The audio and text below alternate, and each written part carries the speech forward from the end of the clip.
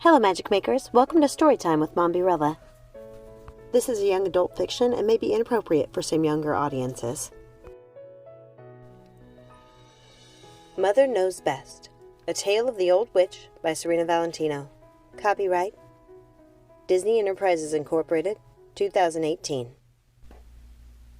Chapter 23, Mrs. Tittlebottom's Situation. Part 1. Gothel! What in heavens happened? It was Mrs. Tittlebottom. She was tottering into the field, kicking broken bones and thick white ash as she rushed over to Gothel. I don't know, Mrs. Tittlebottom. Here, take my arm, lady. Let me see to those cuts. She examined Gothel's face. I think I should call the doctor to come about the house. But I don't know if the message boy will be by this afternoon. Maybe I'd better go into town myself. Gothel was heartened by Mrs. Tittlebottom's concern. I'm sure I'll be fine, under your expert care, Mrs. T. Let's not bother the doctor. Gothel could see Mrs. Tittlebottom eyeing her. She couldn't tell if Mrs. Tittlebottom was looking at the cuts or noticing that her face was younger now. She wasn't even sure, herself, how young she looked. She clutched the flower pot as they went into the kitchen, where she was instructed to sit down. Put the plant down, Gothel, and let me look at you. Mrs. Tittlebottom went to the pantry to find her tinctures and cotton strips. She soaked one of the cotton strips in a deep reddish-brown liquid and held it in her fingers, hesitating. I'm sorry, lady, but this is going to hurt. Mrs. Tittlebottom was by no means a gossip, but her sister was. It wasn't long before the entire town heard about the strange happenings at Lady Gothel's. After the odd sisters left, Gothel had sequestered herself in her library, and Mrs. Tittlebottom was at her wits' end trying to get Gothel to come out for her meals, or for any reason at all. Mrs. Tittlebottom confided her concerns to her sister, who in turn told the most notorious gossip in town, and before she knew it, Mrs. Tittlebottom had a full-blown situation on her hands. Lady Gothel, please come out. We have a situation. Gothel opened the door to her library. What is it? She asked. Her hair was wild. Her face was smudged with red and purple powder. Oh, look at you, Lady Gothel. Sorry to disturb you. And look at you, Mrs. T. You're wearing spectacles. Mrs. Tittlebottom blushed. Yes, my sister got them for me. Speaking of my sister, lady, well, you see, she came by today. Mrs. Tittlebottom was clearly distressed, and she was having trouble arriving at the point. Yes, you said there was a situation? Asked Gothel as patiently as she could. She wondered how she must look. Her hands were stained with magical powders, and she hadn't changed her clothes in more days than she could count. Milady, would you please come into the kitchen with me? Conversations like this are always better over a cup of tea.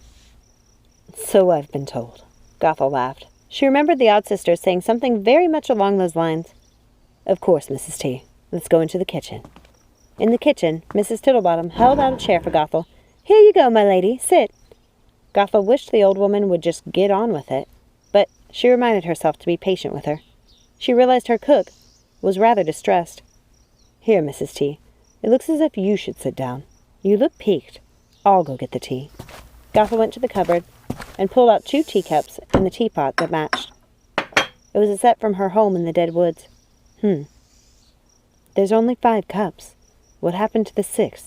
She asked absent-mindedly. Mrs. Tittlebottom looked up. What's that, lady? Gothel realized she hadn't meant to say that out loud. I'm sorry. I just noticed that there were only 5 cups in the set. There used to be 6. Never mind. I'm sorry, you had something important to tell me. Mrs. Tittlebottom got up to see what set Gothel was talking about. Oh, yes, the Samhain set, the silver ones, with the black skulls painted on them. Your sister Ruby said she broke one when she was having her tea in the garden. Gothel wondered if that was true. She was, in fact, almost sure Ruby, or one of Ruby's sisters, had actually stolen the cup. Come to think of it, there were quite a few little things around the house that were missing. Never mind, Mrs. T. Sit down and tell me what the matter is. There's no other way than to say it straight out, lady, she said, clearly trying to be brave. Well, you know that's what I prefer. Please, continue. Yes, well, it seems the kingdom has sent soldiers here to find some flower they think once belonged to the Queen of the Dead. What? What will become of my sisters? Gothel was panicked. How am I going to get my sisters' bodies out of here?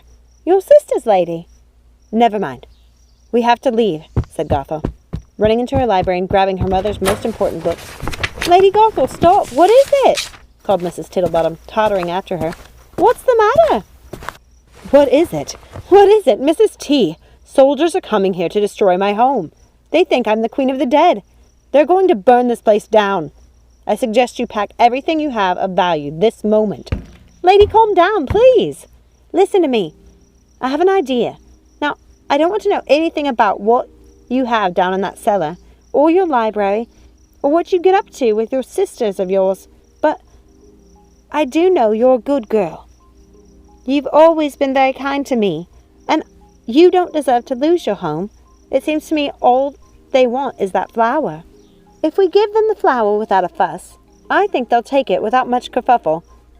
We can plant it outside, pretend we never even knew it was there, said Mrs. Tittlebottom, with a resolve that surprised Gothel. Better yet, why don't you steal yourself away down in that cellar when they come? I'll pretend to be the lady of the house and let them find the flower without a fuss.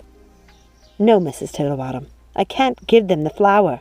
Gothel snatched the flower pot in her hands and squeezed it tightly. I can't give it up. I can't. I don't think we have a choice, lady. Mrs. Tittlebottom put out her hand.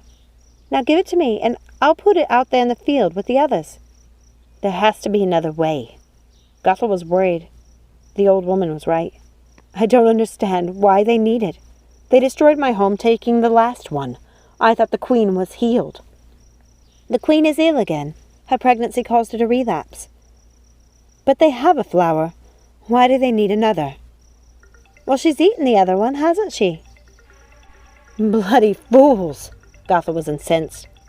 She felt trapped. She couldn't just leave with the flower. The soldiers might find her sisters in the cellar. They might find them there anyway, even if Mrs. Tittlebottom gave them the flower willingly. Gothel didn't know what to do. She wanted to run. She wanted to pack the old woman and her sisters in a wagon and leave, but she knew they would eventually find her. They would hunt her down as long as she had the flower in her possession, burning every home she ever made for herself. Maybe she should have let the odd sisters take the flower. At least then it would have been safe. Mrs. Tittlebottom was right. There was no other choice. You're right, of course. We'll let them find the flower, she said, pushing the flower pot towards the old woman. You'd better get down to the cellar now, lady. Don't make a peep. Now, Gothel asked, looking out the window to see if she could see the soldiers coming. Are they coming right now? Yes, my lady. Please, now go. Are you sure you're going to be okay dealing with this on your own? Gothel was squinting, trying to see down the road. Do you have time to get the flower in the field before they arrive? I do. Now don't you worry yourself over old Mrs. Tittlebottom. I can handle any soldiers that come knocking on this door. Believe me. Now off with you. Thank you, Mrs. T. Get down there and don't come out until I come for you, said Mrs. Tittlebottom, with a quick kiss on Gothel's cheek. Down you go. Off with you. Thank you so much for listening. Please remember, like, subscribe, ring that notification bell, share with a friend, comment down below. And remember, let it go and keep moving forward. Have a magical day. Bye.